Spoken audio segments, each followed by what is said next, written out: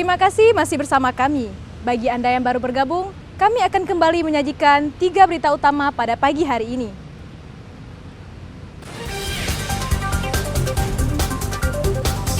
Kelangkaan solar yang terjadi di sejumlah SPBU di Banda Aceh menyebabkan antrean kendaraan mengular.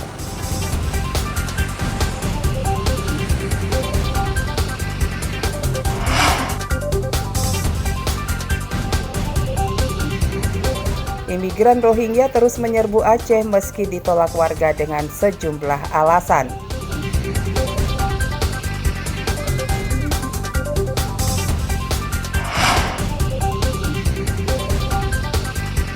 Seorang pemimpin pondok pesantren di Kota Langsa ditangkap polisi usai dilaporkan mencabuli 2 orang santrinya.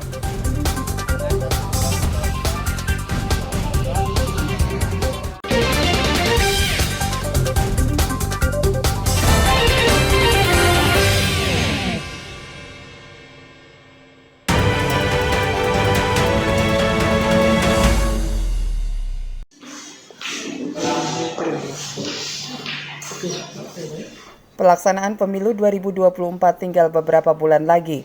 Komisi Independen Pemilihan KIP Kota Lok Semawe masih kekurangan anggaran lantaran permohonan anggaran ke Pemko Lok Semawe tidak seluruhnya dikabulkan.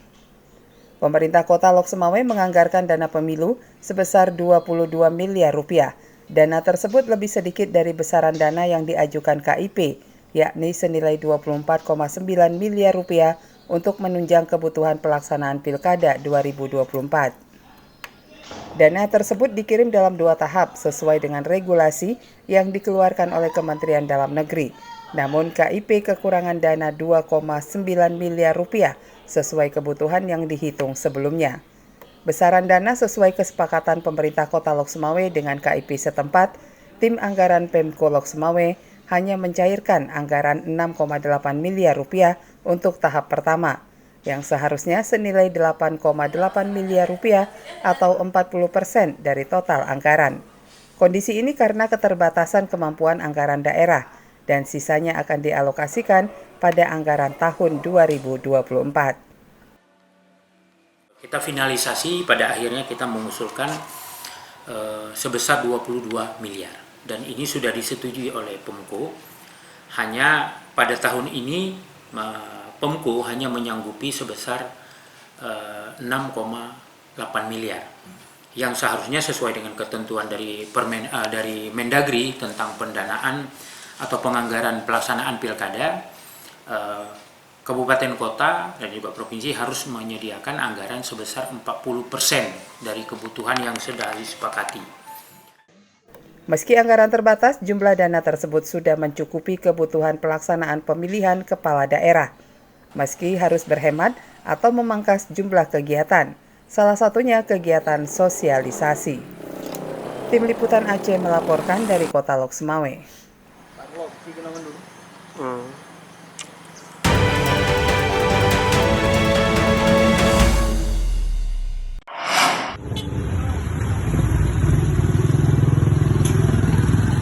Sejumlah alat peraga kampanye atau APK Pemilu 2024 kembali ditertibkan oleh tim gabungan Panwasli Lok Semawe bersama petugas Satpol PPWH dan Dinas Lingkungan Hidup pada Senin.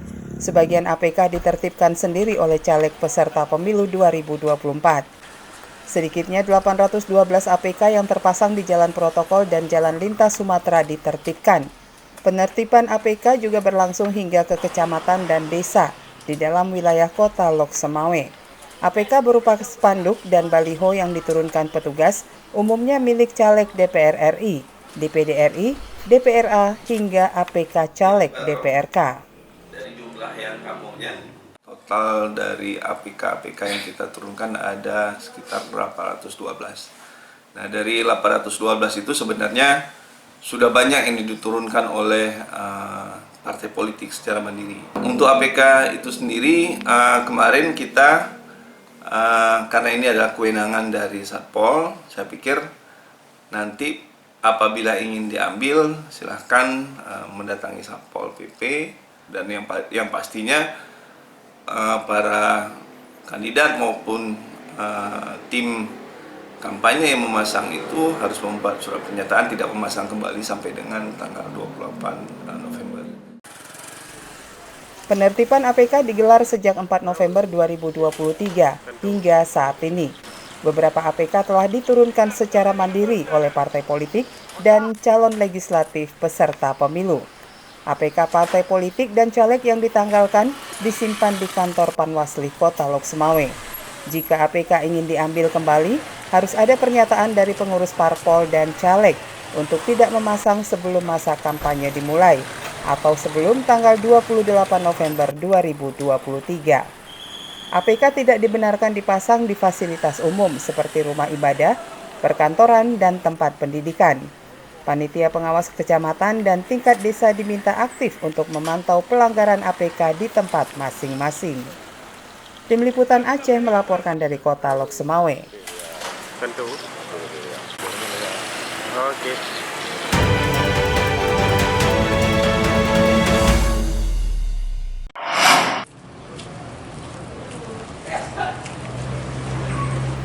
Seorang pemimpin sebuah pondok pesantren di Kota Langsa ditangkap polisi karena diduga mencabuli 2 santri wanitanya.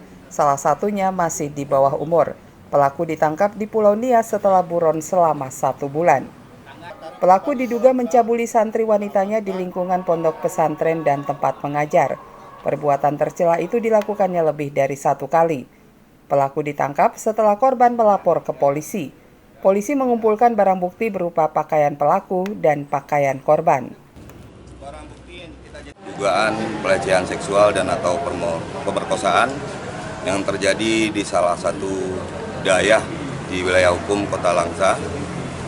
Adapun dari perkara tersebut kami menerima 2 laporan polisi dan mempunyai 2 korban dengan 1 tersangka. Untuk kejadian lokus di daya yang sama. Pimpinan daya di mana? Ya, untuk TSK-nya Pak kebetulan saat itu menjadi pimpinan daya tersebut. Kita menerapkan Kanun Nomor 6 Tahun 2014 tentang hukum jinayat.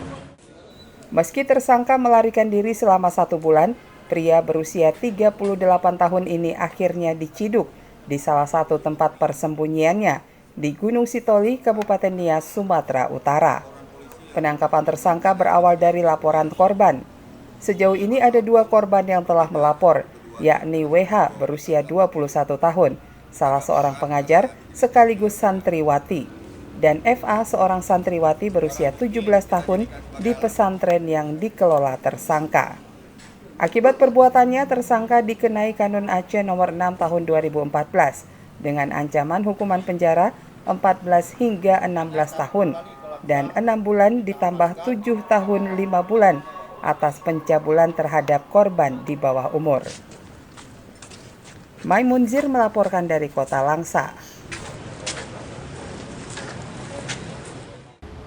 Informasi tadi menutup perjumpaan kita pada pagi hari ini.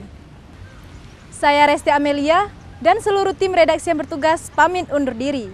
Selamat beraktivitas dan sampai jumpa. Wassalamualaikum warahmatullahi wabarakatuh.